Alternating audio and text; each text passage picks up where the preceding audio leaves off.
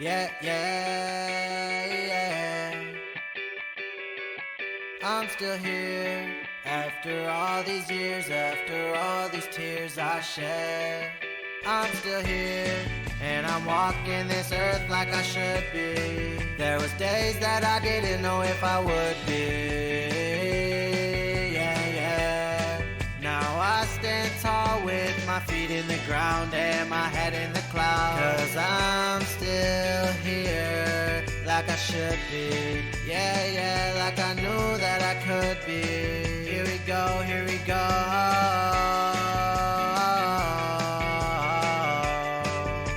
I'm still here.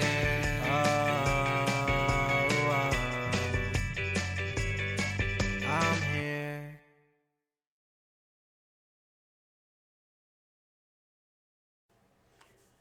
Welcome back.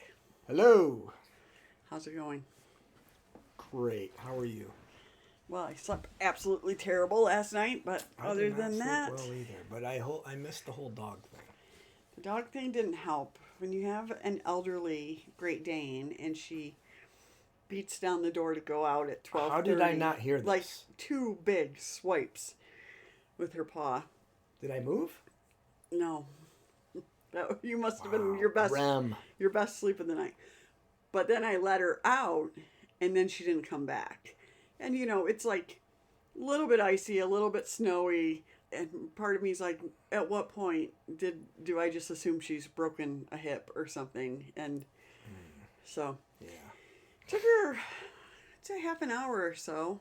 Sometimes she gets sidetracked out there. Yeah, and it was pretty bright out last night, so she must have just kind of gone on a little adventure. But she made it. fun. She made it back, and then I could not get to sleep. That was fun, but I finished my book.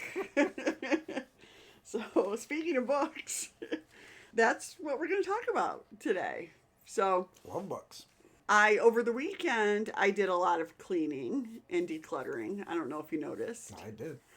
Like a whole trunk full of stuff that went to Goodwill and things like that. But we have a part in our house that has these bookcases, and I have had books up on there for years and haven't touched them. I read almost exclusively on my Kindle, but as I started going through them, I was like, oh my goodness, these are the books that got me through the early days. Okay. These are the books, and just they they felt like old friends in some ways, just like Sure. it was.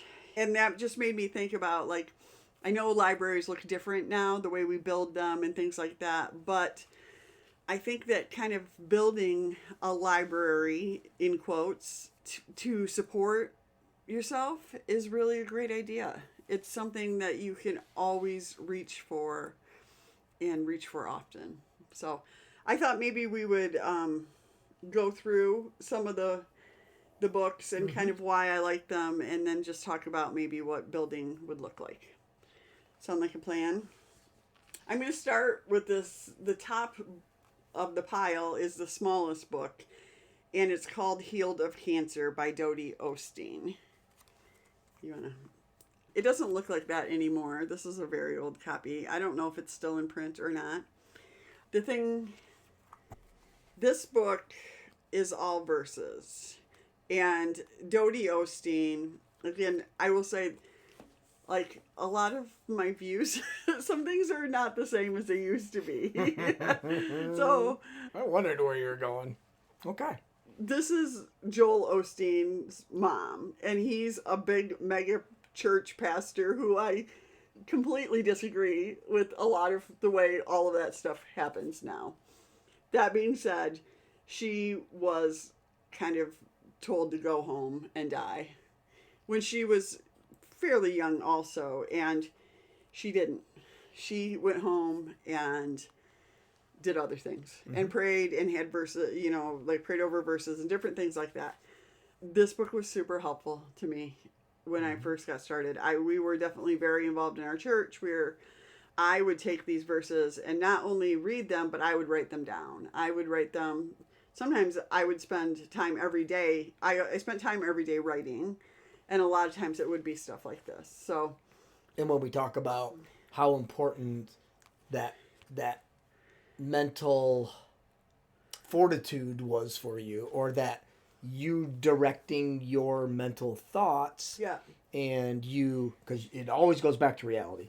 Yeah. But you being able to steer those after a while was practiced with stuff like that. It was. And one thing I was thinking about when I looked at these books, something that is different now is that information comes in so fast, right? I listen to a different podcast every day. Never re-listen to things. I visited these things all the time. In fact, it was a very small group of things that I was listening to. I wasn't watching at the time, but reading. It was the same that I was putting into my brain. Like, let's go, we're going to do this again. And I think that there's something really good about doing that. And it is like a mental practice also. And it actually made me think, like, I do need to remember to stop taking in information sometimes and just, go back over the stuff that I know serves me well. The next book is Love, Medicine, and Miracles by Bernie Siegel. What do you know about Bernie? I've heard of them. Yeah. From you. Yeah. So it wasn't the book so much for me. It was the visualization. This is the cassette tape that got sent to me. It was one of Bernie's meditations about healing. But again, this was just something that was hopeful to me. Like, okay, I can think about this. Instead of letting my thoughts spiral out of control all the time, I can think about this. I can focus on healing coming in and letting it go throughout my body. Yeah, Bernie was huge for me. Yeah. And he was in my ear every night when I went to bed. Multiple times a day. Old earphones that there were circles and with pads, the little phone one. and you go to sleep with that. Yeah. That's good stuff. Yes. So that was really good. Another book that I really loved, and I think I have everything that this man wrote. His name is Greg Anderson, and the first book this is called The Cancer Conqueror. I remember this. Yeah, I tell you this without even having to read it. His doctor told him that the tiger was out of the cage. I'll never forget that. Like, people are so creative in how they tell people that their life is not going to go well. But he just jumped all into, and he went out and tried to find people who were living with cancer and just kind of really made that his life work. And man, did this give me hope. Yeah. Because when you were diagnosed, he was still quite a bit older than you, right? Yeah, he was diagnosed with metastatic lung cancer, and he was given 30 days to live. Okay. This was the closest I could get, really, to somebody who had metastatic disease and was living with it and living well. And a long time with it, too. And a long time, exactly. I don't know what age he was when he was diagnosed. I don't either, but I do know that that's so true. And he wasn't living in fear. He was living with hope and, with grace about that. There's many cancer resources, excuse me, especially at the beginning, where it'd be like, I remember there's one like a cancer battle plan or whatever, but it was very much like, you have to do this, you have to do this, you have to do this.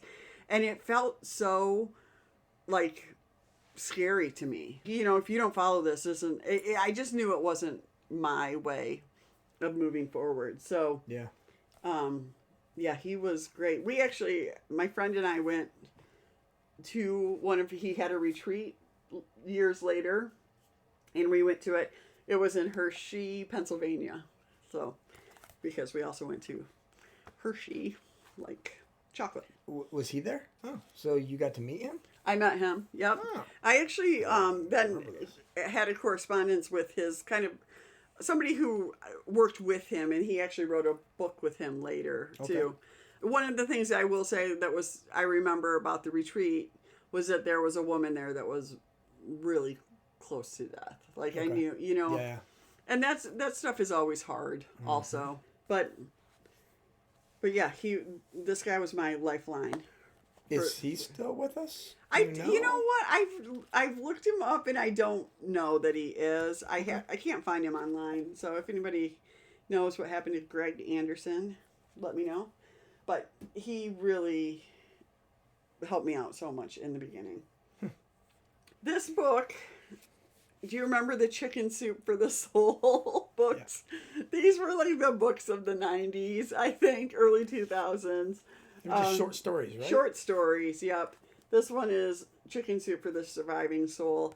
I wouldn't say this was like I have to, but this was a good, like, okay, I just need a distraction. I can read a little story safe. Or two. And it's very, and you know it's going to be safe. Yeah. Yeah, and when that's we talk true. about those surprises in movies and in books and in the other things, you know when it's called Surviving Soul, that's pretty safe stories. Yeah, exactly.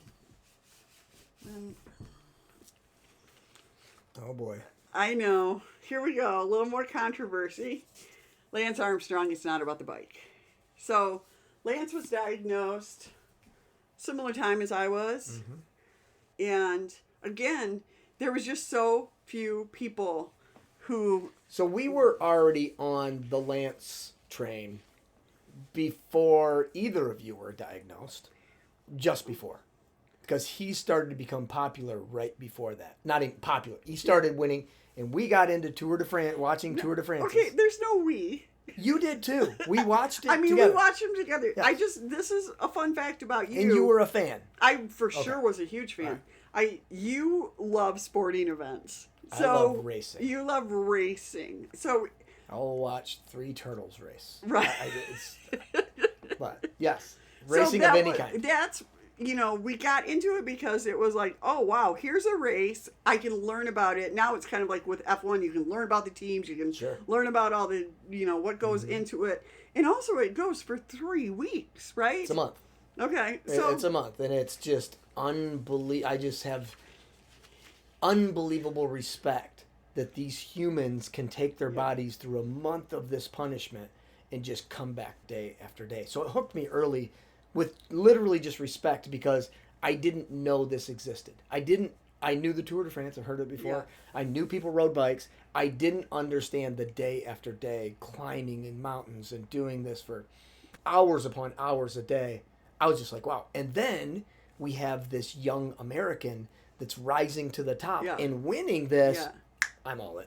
Yeah. And he also, again, even his upbringing, he was just a tough kid. Like, nothing stopped him. And it's fun to root for an American. For sure. When there's 2 Americans in the entire race and one of them's winning it. Yeah. Wow. Yeah. Let's, I was just all in on that. Yeah. And then... Yeah. And so, again, he had gone through the treatment that he endured. He went to treatment in Indiana, which was close to us. And it just was really inspirational for me. And and I would say also... I'm tough. I know that I'm tough. And that's what I can relate to with Lance.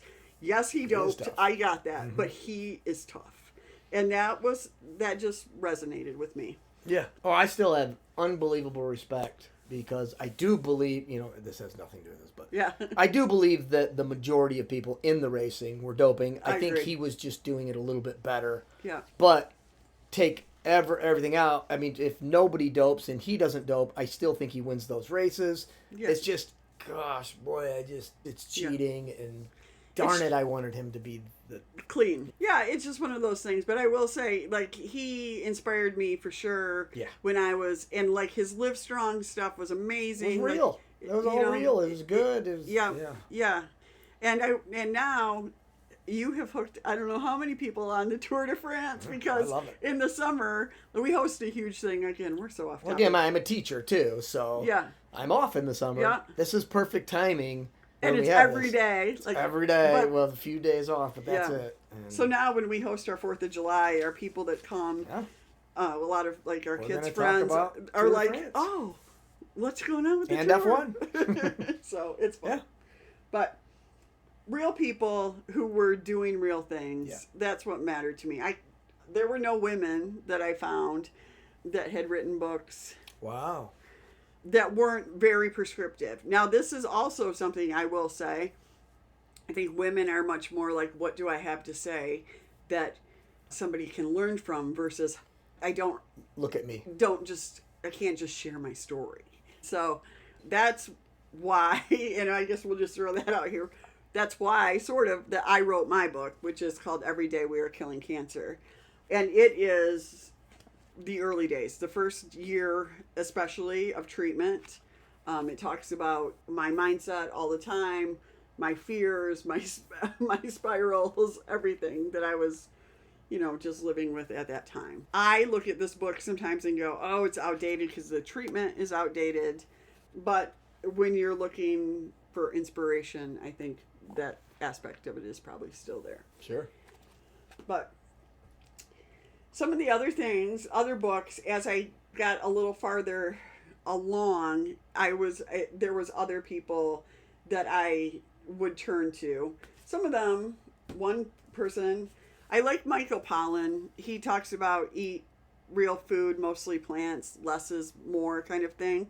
He wrote the book Food Rules, and I really like that. It's very simple.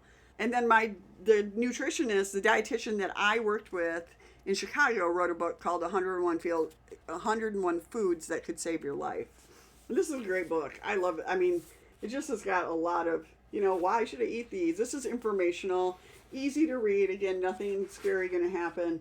And then just a lot of information and challenging in terms of, I could try to add this into my diet or this or this or this. But when in your journey did you read that?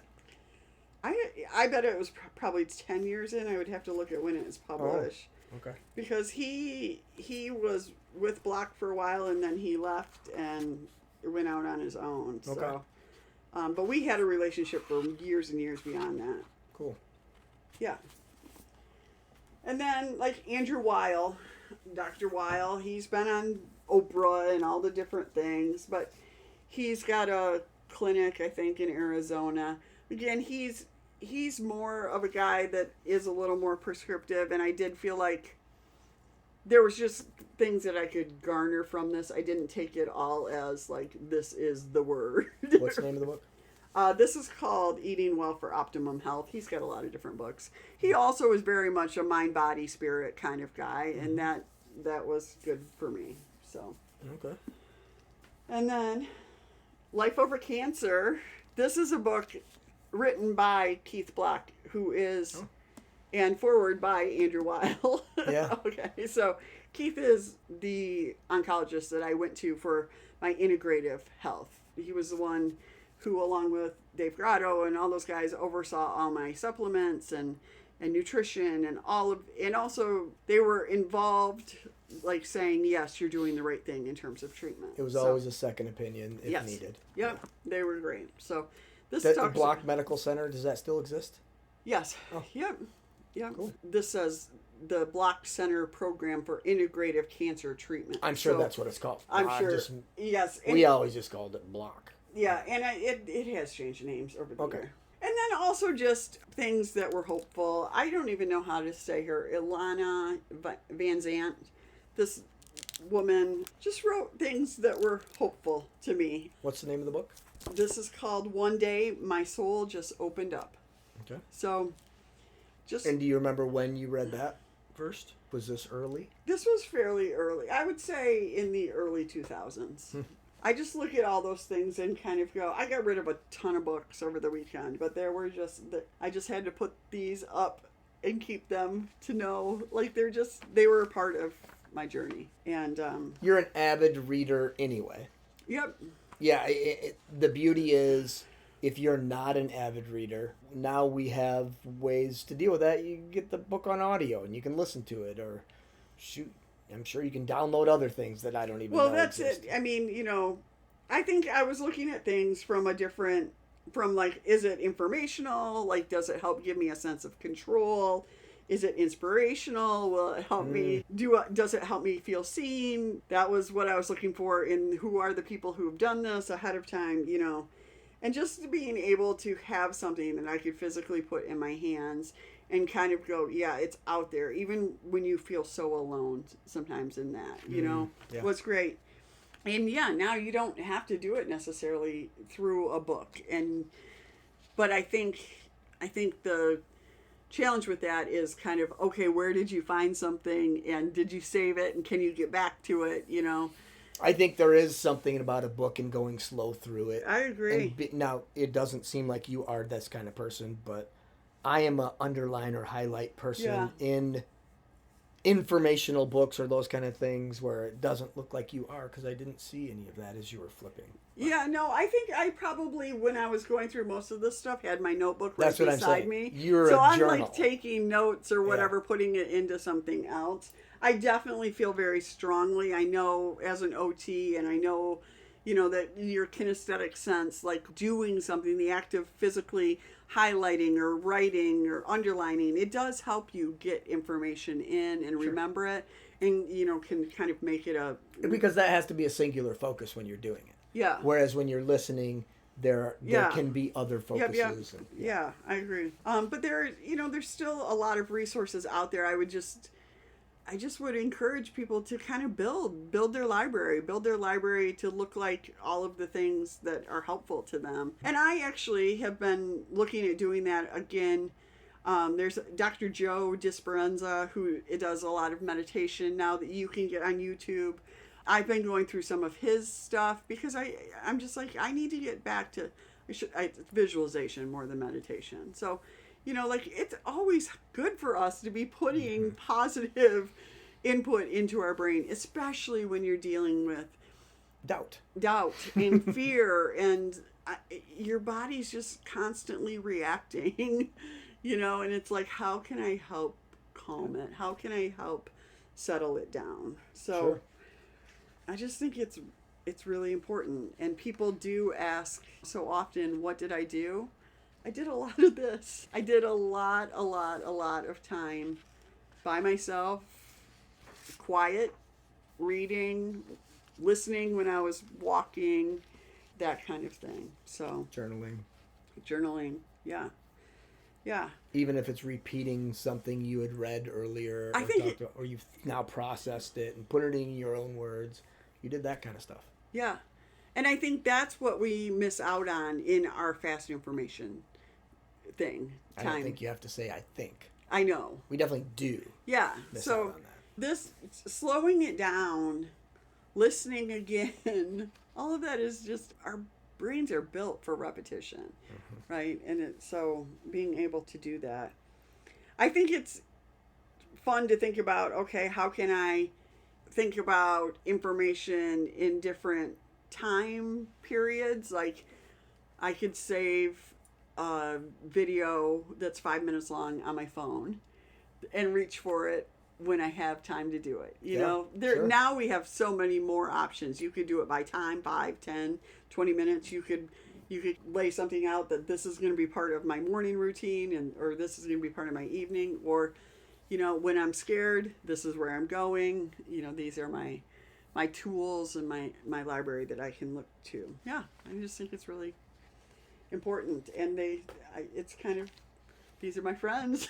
Right? Well, yeah, it's just that we talk about how important the mental thing was to you. Yeah. But this is a glance into the how. How did you do it? Yeah. How was your mental strength so strong, or however you put that? This is a big part of it, is what you were feeding your brain came from this and other things, but mostly this. Yeah. Because we didn't have internet. So this is where the fuel was coming from in order to keep your mind going down the right track as much as possible. Yeah.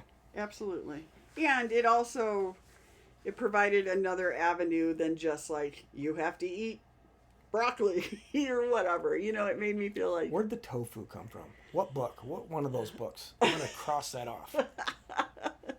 I think the tofu probably came from Black, mostly from the... Okay. We don't eat tofu. Appropriate, because there's a block of tofu. You miss it. Is that what you're saying? You miss the tofu? Gosh. Does that still exist? People eat for that? sure. Yeah. Oh. Yeah. Why? Yeah. Okay. So a couple tips, in terms of building your library. Really think about what makes you feel a little more calm or steady, or what are the kind of situations that you need something to be able to respond to, and what would that be? And do you need it? Is audio enough? Do you need to be able to read it? What does that look like? Put that together. And then go to Chat GPT Yes. and type that in there, and it will tell you. It will tell you what books, and you can even put safe for cancer. No, no mention of, or whatever. If you're talking about the spiritual side, or you can just go to Chat GPT now, and it's not going to trick you. Now, it's not always right. It's not always perfect, but it's pretty darn close. Yeah, and also put in some things that are non-cancer but safe, right? That's what I mean. Yeah. You're talking about some fiction stuff, but also like I watch a lot of cooking shows, travel shows, whatever, things that are just not gonna throw your emotional regulation off, right? People always ask me, like lately, it's, do you watch The Pit? I'm like, I've lived the medical drama. I do not want to watch it. If you want to watch it, that's fine. But it's, for me, it just wasn't, it's not the right thing. But we've heard it's good. Yeah, I have heard it's good. But yeah. And just know that things you might, in 20 years look back and go, wow, that doesn't serve me anymore. And that's okay too. If it's serving you at the time, it's, and it's not harmful, then by all means reach for it. And we all get to grow. So. When's your next book coming out? Oh, Lord. I don't know. You want me to write another book? I think you have really good things to say, and I think you're a great writer. So those two things put together go, you probably should. I do like to write, and I feel like I could probably write another book. I think you're pretty passionate about a couple of things in the last couple of years. Yeah. That could turn into a book pretty easy. Yeah. The problem with that is that I need a publisher or an agent, a publisher. Oh. It's one of those things. I didn't think people did that anymore. I thought they just did their own. They do. No? Okay. They do. And it turns out like getting paid to write is a little more lucrative than doing everything for free. Okay. So, that's not our way though. Stop it. Stop it. Okay. I love that you get to hear our back and forth on the podcast. If you have books or resources that have been really helpful to you, please share them in the comments. Yeah. Please let people know. I can put together an Instagram reel or something as well to put them on, but let's help each other get through. Let's help each other find the things that we can reach for when we're scared and lonely and all of those things. For sure. And if you have a publisher in the family that might be looking for an author or an agent, just send them Heather's way. Why not? Maybe there's one. My PR guy. All right. Have a good week. See you. Thanks so much for watching and being a part of our community. It means the world to us. Our goal is always to help as many people as possible live well with cancer. You can help us by subscribing and sharing episodes when you hear of others that could benefit from it. We really appreciate your time spent with us and your commitment to offering hope and inspiration to others.